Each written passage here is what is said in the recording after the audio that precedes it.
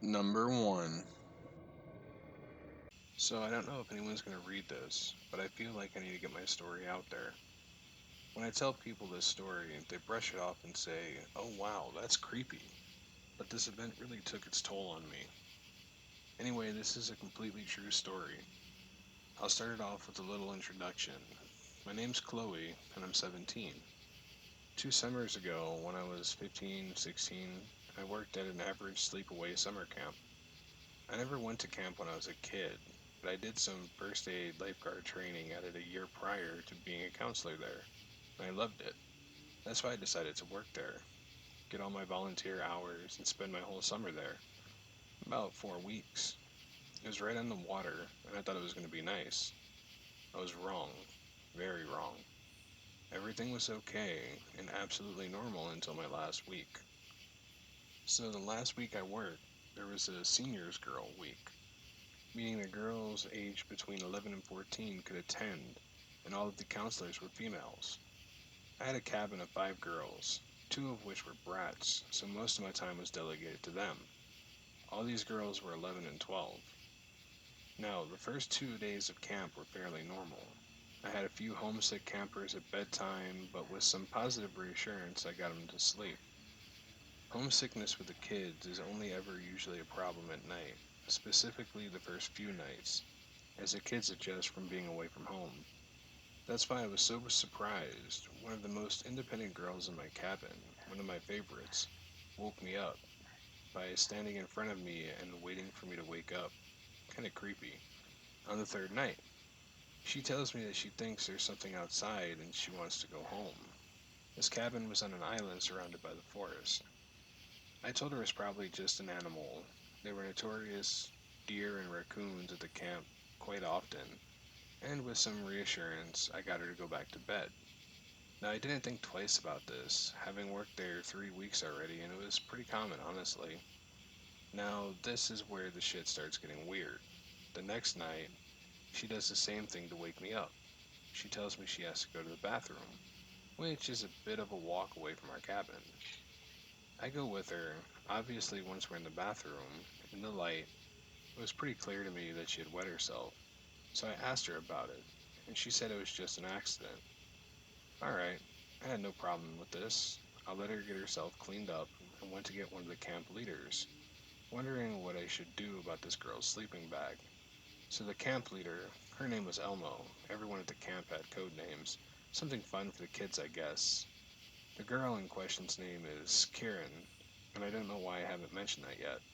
So Elmo starts to ask the girl some questions. We're all still in the bathroom at this point. I assume it was because the girl was 11, which is kinda old to be peeing the bed, especially when she was so independent thus far in the week, and never had a problem going to the bathroom herself before. So, Elmo asked Karen if there's a reason for the accident, and she answered it was because she was scared. She was too scared to move or get out of her sleeping bag. Elmo asked what she was afraid of, and Karen said, the man. Now, I was standing over on the side, listening and chiming in here and there. I'm an open believer in ghosts, but at this moment, I can admit I did not think anything of it. The things kids come up with, especially having worked with kids for 3 weeks, I really wasn't phased. Elmo asked Karen which man she was referring to, and she couldn't seem to name him, but she described him, and the description was terrifying. Elmo asked if he was tall. Karen said no, he was average height. Elmo kept trying to joke around with the girl, I guess to try and make her feel less scared, but this girl was not having it. It's like she was trying to warn us for real, just how she spoke. Anyways, she tells us over a long period of Q&A that this demon is average height and not nice. He's a man, but he's not human. She said that he'd been following her and her brother for a long time. She told us that one day she was playing in the forest at her grandparents' house, and that's when she'd first seen him. He scared her and she ran away from him. She said he always followed her, and he was always with her when she slept at night at different places. Honest to God, I should have seen the red flags all over that shit, but I didn't. I was tired, and it sounded like a kid's nightmare after watching a horror movie. After all that, my leader Elmo got this girl to calm down. She was crying as she told us this, and got her back to be with new sheets, blanket, and stuff. And she told Karen that our repair guy, Shank, was going to do something ghost busting for her in the morning, and everything would be okay, blah blah blah. The next morning at the counselors' meeting, I told all my counselor friends about this, but I didn't tell all the counselors, just my personal friends. I didn't want this ghost story to get out to the kids, because that wouldn't be good. Kids are taking things seriously, and I didn't think anything of this. We all laughed about it and shrugged it off, vowed not to tell anyone else what this girl had said. Just as I wrapped up the story to them, the other counselor girl named Ace walks into the break room. We didn't like Ace, she was honestly a bitch, but we make small talk anyways. Then she tells us something that had the whole group in shock. Ace tells us later last night, two girls from her cabin, about 13, went to the bathroom together. As they were coming back, the two campers started to freak out and run. They felt like something was following them. They were both crying apparently when they got back to the cabin, and Ace told them to calm down, but got them to go back to sleep eventually. Now that was weird. My friend group and I decided not to tell Ace about my situation because she had a big mouth. I was probably going to start something around camp, which we were trying to avoid. The rest of the day went by fine, completely normal, and near the end of the day after the campfire, Shank, the regular repair guy, whom also happens to be an actual ordained minister, invited me, Elmo, and Kieran into the kitchen, and he blesses his big bag of salt for us. Now, he was doing this mostly as a comfort for Kieran, kind of like a joke thing you would do for a kid to give him reassurance. But Shank told us to be careful anyways. He didn't like the situation. I laughed and just brushed him off. We spread the salt in the doorway, the windows, make lines of salt so the demon couldn't enter. Well, I thought this would solve our little foolish problem, right? Wrong. Karen pulls me aside before bedtime and looks up at me with the saddest face I've ever seen on a child. And all she says is, Ink, that's my code name. This isn't going to work, but I appreciate it a lot. But the demon likes salt. He's going to come for it. If that wasn't a perfect quote, it was something along those lines. Main point is, though, our new demon friend likes salt. It is at this moment that everything hit me. I don't know why, but I started having a panic attack. I didn't let the kids see this, though. I told Karen to just try and get some rest, and I slipped out and ran into the kitchen in tears. I begged Shank to let me sleep in the break room and have one of the senior staff members take over my cabin for the night. He hugged me as I cried. I was so freaked out all of a sudden. I don't know why it had hit me all at once. I was so overrun by fear, which I had never felt before or since. I felt as though something very bad was going to happen. Shank gave me another bag of blessed salts to keep with me. This is all true and I can't make this shit up. And told me I had to sleep in that cabin. I had to protect the kids and it was God's plan for me. Reflection on this, I think he was just fucking with me, but I was horrified. I listened though. I clutched my flashlight and the bag of salt as I tried to sleep that night, but I still had this ominous, horrific feeling of fear and death looming over me. It was so creepy. I should note that this cabin is a small room with four sets of bunk beds, two on either side, and two windows, one at the back if you're facing inward, and one directly next to me. Directly outside the back window, there was a big tree, so there wasn't much of a view, but you could see clearly out of mine. It must have been around 2 or 3 a.m., and there were no phones allowed or any clocks in the cabin, so I had nothing to tell the time, or to stare at except the surrounding darkness. This is when the shit really hit the fan. All the girls in my cabin, completely asleep, all inhale a deep breath at the same time and exhale a word, ink. That's my code name. So I whispered back, Are you girls awake? And I get nothing. After a few minutes of being absolutely petrified, I hear their normal snoring and shuffling sleeping sounds begin once again. That wasn't the end of the creepiness of the night for me, though. Next, a while later, I hear the door creak open. There was an outside screen door and an inside actual door. I had both doors closed. I hear the outer one creaking open. I immediately become alert, adrenaline coursing through me. I'm looking out of my window at the door, trying to see anything in the pitch black. When I see a black flash to my right, I look over and I see this entirely black being leaning over one of my girls in the bottom bunk across from me. And as soon as I notice, I see it reaching for the girl's face. I flicked on my flashlight and gripped the bag of salt and I said, God loves me, God loves me, God loves me, over and over again. I shit you not. I see this black mass dart towards the door, and the door just opens. It opens wide, and I believe the demon had left. I still felt absolutely freaked out, but I didn't feel the same weight of terror as before. I didn't sleep the rest of the night.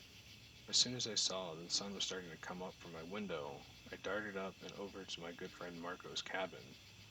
Before I can tell her anything of what I just saw, she tells me she was woken up in the middle of the night by someone or something breathing heavily outside of the window next to her bed. But when she got up to check it out, thinking it was a kid or something, all she saw was a dark figure turning and going into the bushes. And she didn't see anything else. She just brushed it off as a deer. We went for an early morning shower and I told her everything. That's not the end though, even though it was my last night. And this was not the day we were supposed to leave. Marco and I were in the break room, waiting for the others to wake up and join for the morning meeting. Ace comes in and tells us something that made my blood run cold. Despite the fact I had calmed down from the night's terrors and felt oddly peaceful, she said that she had looked up out of her window before bed around midnight when the moon and the stars were lighting everything up. And she said she saw a black figure that looked like a person leaning against a tree behind my cabin looking into the window. Might I mention where she was describing to have seen the figure looking would have been directly facing Karen's bed in our cabin. At this point, I decided to tell Ace everything, and I told everyone. There's too much substantial proof for them not to believe what I was telling, which was the truth. Ace never knew what Kieran had told me and Elmo, and yet she had two experiences of her own, with her girls being followed and seeing something looking into my cabin, which seemed to match the description. And Elmo was there when Karen was telling us the story of this demon. When I got home from my week, I vowed I would never go back. Yet, I oddly felt safe, and it didn't feel like the demon had followed me at all. I felt so calm and peaceful in the following days. I had told one of my friends who often has spiritual encounters and asked what he thought, and he told me something that creeped me out once again. He told me that when I was at camp, the same night I had the encounter, the spirit told him or showed him something that I was in grave danger, and he said he was praying for me all night repeatedly because he felt a connection to me and that something really bad was happening. He was so shocked to hear my story when I told him. He was positive that I had encountered some kind of demon that had latched itself onto the girl. I'm still freaking out about the experience today. It was a true story and none of it was made up or exaggerated. If you hear this, let me know what you think. I don't know much about the paranormal. Honestly, it scares me, especially now. But tell me what you think it was, or if what I saw and heard could have been a figment of my imagination. I hoped it was, but when I got up in the morning, the door I knew I had closed was still open after I saw the figure open it and dart out, so I'm sure it was real. Number two. To start off with, I'm a 19-year-old female, and at the time of this story, I was around 15. I want to make it very clear that I'm a spiritual person and have had many encounters with the paranormal before, but this one was the most terrifying yet. Every year for work, my mother has a convention at a hotel that was built in the late 1700s. This place is massive and overall elegant. Since her work has been going there for years, our family gets a discount whenever we want to venture there for vacation. This is my first time at the hotel and I instantly loved it. With me was my father, brother, and of course my mother. When we first got to our room, There was just a dreading feeling whenever I entered the room alone, so I tried to only go in there with my brother. We had a lot of fun eating gourmet food, getting spa treatment, and wandering around the grounds. I was outside one day with my camera and decided to take a picture of the main building. As I was looking through the camera, I noticed tiny windows at the top of the building. Nothing unusual, just old windows to the maid's quarter, my mom said. But I still got a weird feeling from just looking at them, and it didn't help that most of the windows were broken or even open in the dead of winter. One night after dinner, my mother and I decided to walk around the interior of the hotel while my brother and dad rested in the room. It was around 8 p.m., and there were very few people, especially if you strayed away from the main entrance. We took our time walking around and looking at various rooms, including a movie theater that we both refused to enter. Before we headed to bed, we decided to go to the very top floor and look out some of the windows to get a better view of the town below. We entered the nearest elevator and pressed floor 16. As we were going up, my brother called to ask us where we were, and my mom and him started chatting. All of a sudden, the elevator doors opened, and we were both frozen in place.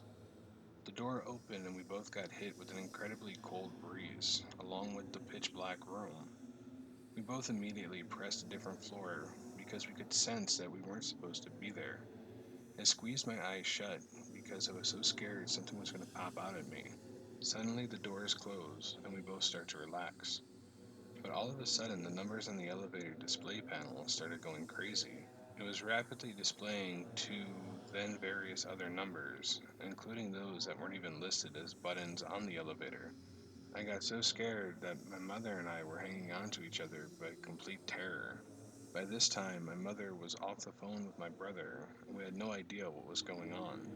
All of a sudden, the panel displays floor 15 and the doors open. Not wanting to stay on the elevator, we decided to use the stairs. As we started making our way to the stairs, I started to feel a presence behind us. I let my mother know what I'm sensing, and she tells me not to look back and to walk as fast as possible. The statement freaked me out even more because my mother usually doesn't feel that kind of energy. As we're making our way down the stairs, I decided to look back, and what I saw will stick with me forever. I saw a tall black mist like shadow figure a few feet behind us. It didn't have any features and seemed to stand still. We kept running until we hit the main floor and we could finally breathe. We decided to look at the elevator to see if the floor we selected had an employees only sign, but it didn't. On our way back to the room, we figured out that we must have accidentally made our way up to the old maid's quarters, which sent chills up my spine. My mom also came to the conclusion that the cold air must have been the winter air making its way through the open and broken windows. I agreed, but the cold air felt different from the crisp winter air from the outside, but I could have just imagined that. When we got back to our room, my brother asked what happened, and we told him the story. All of a sudden, he looked at us with the weirded out look on his face, and he told us while on the phone with my mom when the elevator doors opened, he heard a bunch of whispers coming through the phone. This freaked me out so much I opted to sleep in my mother's room for the rest of the trip, but I spent the last remaining days using the stairs, and afraid what might happen if I use the elevator again. Number 3. I'm in Emigrant, Montana, a village sized town with roughly 500 people. I live in a large ranch house with a main floor and an attic bedroom and an ancient basement. It's located just before Mill Creek Bridge that crosses the Yellowstone River. It's a very large house with acres of land. My grandmother and grandfather raised my dad and his sister, my Aunt Elle, and their half sister there. It was built in the late 1800s, early 1900s. Because it was a massive property with a barn, a separate garage, multiple chicken coops, and a field for livestock or crops. Naturally, a few ranch hands had died on the property before they had moved in. For an idea of what the house looks like, there's a large main floor consisting of two bathrooms, four bedrooms, and a laundry room, and a huge kitchen. Up the staircase, which is down a lengthy hall from the living room, led up to only one room. I think it used to be an ordinary attic back in the day, but when my dad grew up, it had already been remodeled into a bedroom. This is my Aunt Elle's bedroom. I talked to my Aunt Elle before about her bad experiences in the house, most occurring in the solitary attic. She told me she had suffered from terrible screaming night terrors often, and even as a teenager refused to sleep upstairs. Instead, slept on a mattress in the living room with my grandmother. She once described one of her night terrors to me. In a dream, she was being pinned to her bed in the attic, unable to move, surrounded by numerous human like figures in red robes. To me, this sounded like sleep paralysis, but she was thrashing around and screaming in her sleep, so it couldn't have been. Aunt Elle was pretty scared after that experience, and my grandma bought a small crucifix for her to wear as a necklace. They were somewhat religious, Catholic, and attended a local church, but usually my Aunt Elle and Grandma would go. The rest of the family didn't seem to care about religion. While wearing the crucifix, she found that the night terrors had stopped, even when sleeping in her haunted room. She said it made a huge difference, and she was finally able to feel almost safe in her room, and everything was getting better. Aunt Elle doesn't know how, but she misplaced the necklace a few years later, and almost immediately the terrible dreams and restless nights came back. It became so bad that they apparently had an exorcism, even though that might not be the correct term, because only certain priests are licensed by the Vatican to perform real exorcisms, I guess. But I'd call this a Montana Village version of an exorcism. My grandmother called on members of the church, asking for help, after she became increasingly concerned with my Aunt Ella's behavior, among other strange things happening around the house and property, like cupboards opening, objects moving, strange noises. Many church members came to the house, including the pastor, and some drove from hours away to participate. They all stood in a circle in the living room and held hands, praying and attempting to rid the house of whatever was haunting it and the family. Aunt Elle says some people even started speaking in tongues. I find that part hard to believe personally, but I love and trust my aunt, and I'd like to believe it happened. Even with sage burning, crucifix hung above the doors, and a group of devout Catholics holding hands and chanting, the demonic spirits never left the house. The Montana made exorcism had failed. There wasn't much my grandmother could do. They were not about to leave the house, so they tried to live with it. Not long after the exorcism of the house, my Aunt Elle remembered her old crucifix working for her, and soon bought another one, almost identical to the first one she wore. Once again, the hauntings and odd sleep behaviors calmed down until they eventually grew up and moved out. The house was kept in the family, but everyone went their separate ways. They might have rented the place for a while through the late 80s and 90s, but I'm not sure. Fast forward about 15 years, right before I was born. My dad, mom, and older brother, who was only one at the time, got permission from the family to rent the house and moved in to run their house and glass etching business from home. It was also a beautiful spot to raise kids, right on the Yellowstone, with so much to entertain us. I was born in '98 and lived in that house for about 6 years. I only have memories, though, from being 4 to 6 in that house, and my brother was 6 to 8 and has even better memories. My parents told us countless stories after we had moved out and grew older. We all remember how creepy it felt living there, and we all agreed it was haunted. Once I was no longer in my crib, I got my own bed and a room. My room was right next to the kitchen, but my brother's was really far away, on the other end of the house. I hated the way my room felt, so I played in my brother's room a lot. The main floor was honestly massive and really stretched out, like a maze almost, especially for a 5 year old. My parents took the attic room for privacy. My dad told me that shortly after moving in, and while I was too young to know what was happening, the night terrors began. My mom was sleeping in the living room on a futon alone at first most nights, which wasn't out of the ordinary because my dad would snore really loud and she can't sleep through it. She later admitted she couldn't stand the vibe coming from that room anyway. My brother and I always had nightmares. I especially had terrifying ones about the house itself that I will never forget. We rarely slept in our own rooms, which is normal for kids that age, and eventually it got to the point where every night we slept by our mom on the futon. Our own rooms gave us the creeps, and our parents knew it and never once questioned it. I know my brother and I were not scared to sleep alone, just scared to sleep alone in that house. The whole property gave off a creepy feeling, and we felt the safest together. My dad still slept alone, in the same attic where his sister experienced a repetitive demonic presence 20 years prior. I know he remembers living in the house as a kid, so I'll never understand why he stayed in that room. Most nights, he would get night terrors and scream so loud we could hear it downstairs, down the hall, in the living room. I could tell it scared my mom also, although she handled it well. He would scream bloody murder until my mom would go to the attic and wake him up. This became a routine thing, but never once got less freaky. He suffered from extreme insomnia at this house, being too scared to fall asleep or just couldn't sleep. I remember my dad looking like a zombie to me during this time, probably from being so restless and working a lot. He did not take on to the whole religion thing as a kid and never turned to the church for help. Talking to him later on, however, he admits it was very haunted. His night terrors usually involved my brother, my mom, or myself getting murdered. He spared me the details most of the time and didn't ever feel comfortable talking about his terrors. I could tell it scared him. My mom, an atheist although raised Catholic, had her sandblasting machine set up in the creaky, leaky basement that had stairs down from the kitchen and a cellar door outside leading to it as well. The concrete staircase spiraled down and was pretty steep.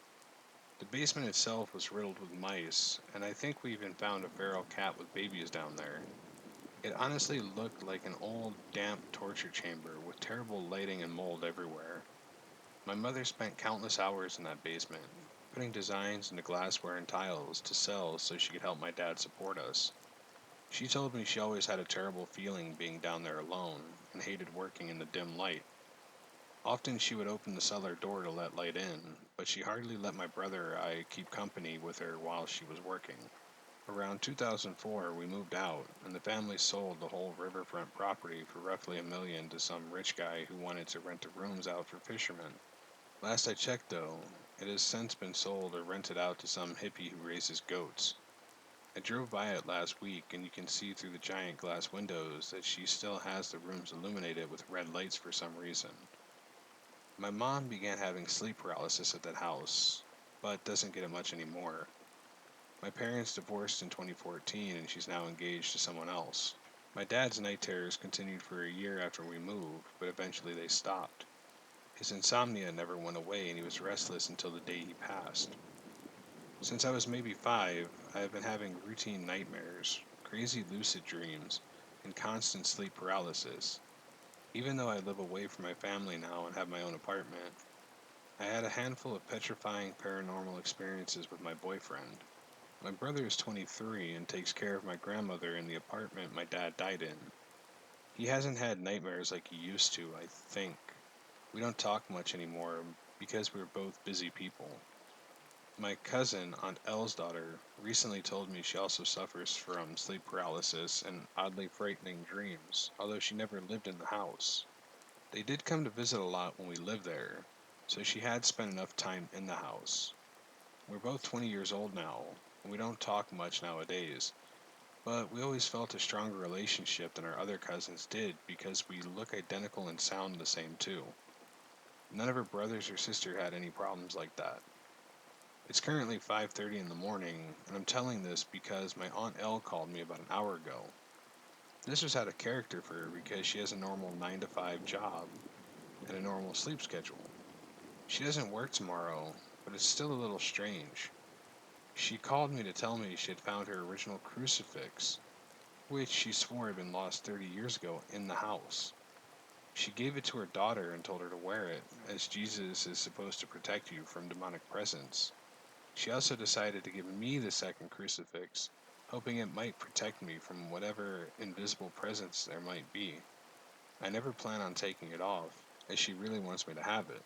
Please understand that I know millions of people experience sleep paralysis, nightmares, and night terrors every day, and they aren't demonic, even they feel that way. Scientists can somewhat logically explain why these things have been happening to us in our sleep. However, I don't feel like my family's experience can be explained completely. I know this was an unreasonably long story, but everything I recall from myself and my family is true. I did not make any of this up, and I did not exaggerate any details intentionally. But if you ever have the opportunity to stay in that house, please don't. Number 4. I'm sorry this story is a bit long, but it's only because of the details and the backstory and of all the things that have happened during my time in this house. This all took place 6 years ago when I was 14. The backstory in this house is quite odd because the official report of the incident that took place here was coincidentally lost. I know it sounds fake and unreal, but I swear it's true. No one has ever found the incident report. Although the story of the house was known by most kids' grandparents and parents who lived there near the time of the incident occurring in the late 80s and early 90s. The house was occupied by a family of 4. The father of the household took the lives of his 2 children and his wife as they slept, and then committed suicide in the basement. The neighbor immediately reported the incident after hearing a gunshot from the house. The cops arrived, asked questions, took statements, and removed the bodies. Some of the residents who used to live in the area told the cops that the father of the family was not a violent man, and he wouldn't go and kill his family like he did. He must have been possessed. From then, up to the day that the building was torn down, after I had been there overnight for a sleepover, was reported to be haunted. My friend, let's call him Mike, invited me over for a sleepover at his parents' rental. At this time, I loved ghosts, I loved the paranormal, but he didn't tell me the house was haunted until I arrived, and I was a bit skeptical, but his parents backed him up with the backstory. I arrived at his house, and he had everything packed up from his Xbox 360 to snacks and drinks. All I had was my backpack full of games and my to-go box from Waffle House, which contained a couple waffles. Important detail for later. We started to head down to the rental, which was in the same neighborhood as Mike's house. We arrived at around 3 in the afternoon. The house looked quite nice in its simple layout with a separate 2-car garage. Just to give you a feel and an insight of the house's layout, when you walk in the front door, immediately to the left was a living room. Behind that, the kitchen. Next to the kitchen, across from where the front door was in the foyer, was the dining room, and behind the dining room was the back door to the porch. As you walk towards the dining room, the hallway was on your right. On the left of the hallway is the first door to the basement. Next to it, a small closet.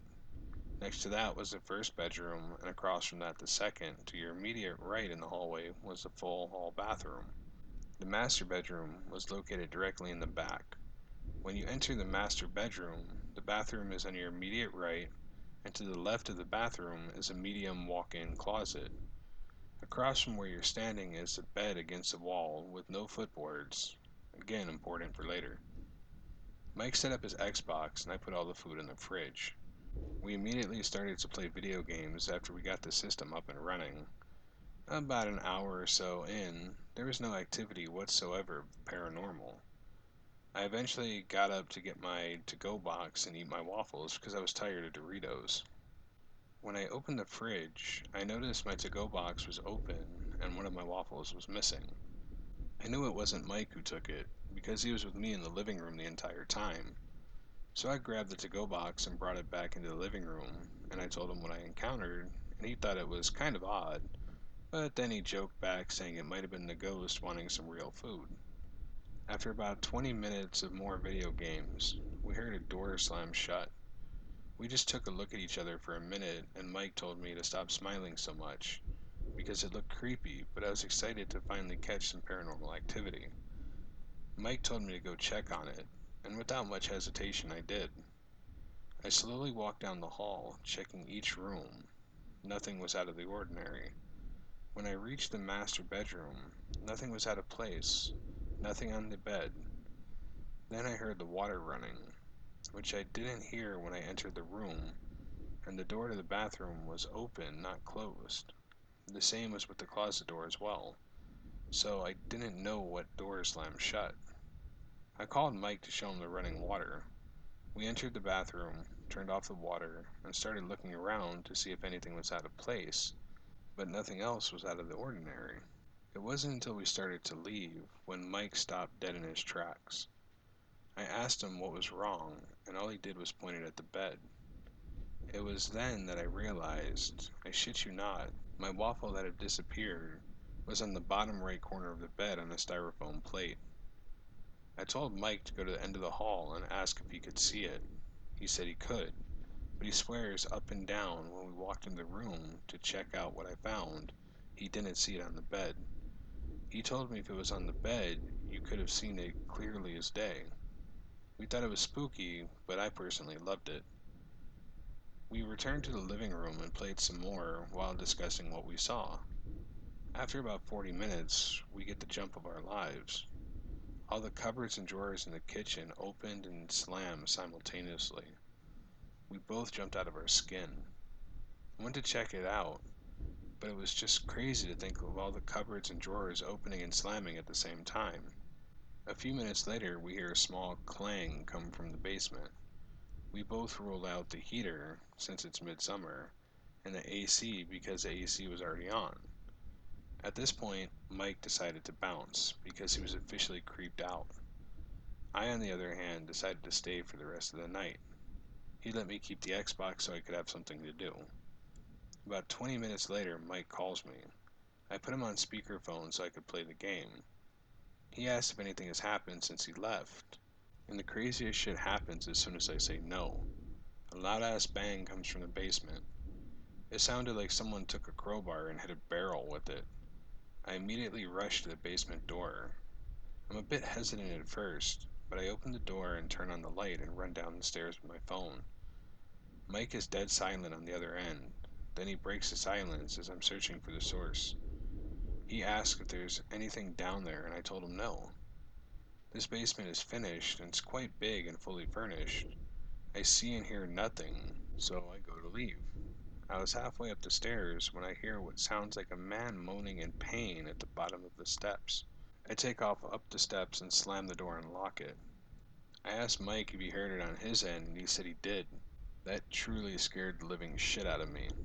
I reluctantly regained my composure and told Mike I was going to stay the night. He told me I was crazy for wanting to stay. The true reason I stayed was because I had always wanted to be a paranormal investigator, and this was my chance to basically prove myself. I ended up staying up the entire night playing video games. The paranormal activity didn't stop.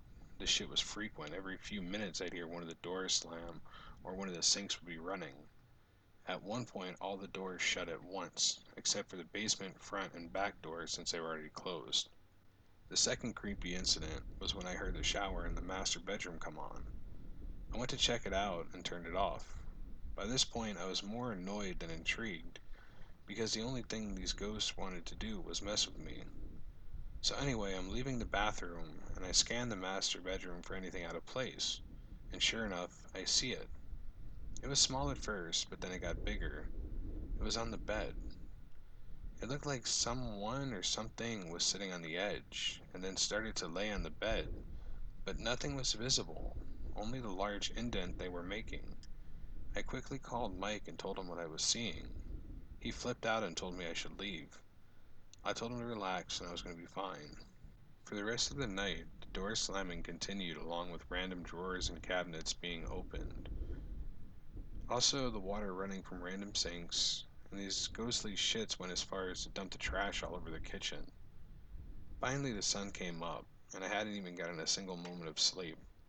I packed up and went to Mike's house and told his parents I had to keep the house tidy because the ghosts really loved trashing the place. This part is the third creepiest thing. When I got back to my house, Mike called me. He sounded frantic, so I told him to calm down and just tell me what was wrong. He said a little bit after I left his house, his parents went back with him to the rental. He and his parents entered the house only for it to be upside down. The furniture was flipped over, the kitchen was a disaster with the water running, utensils on the floor, silverware everywhere, trash was on the floor as well as the contents of the fridge, but there was no sign of forced entry or break-in, and I knew I made sure all the doors and windows were locked before I left. The fourth incident that I'm about to tell you next is what truly made me shit myself. Mike told me that when they opened the basement door, the inside of the door had one long, large, deep scratch carved into it. Obviously, this scares me and my friends because whatever did that to the door could have probably done that to me while I was in the basement. Since then, the house has been demolished, but who knows if this evil is going to come back or not.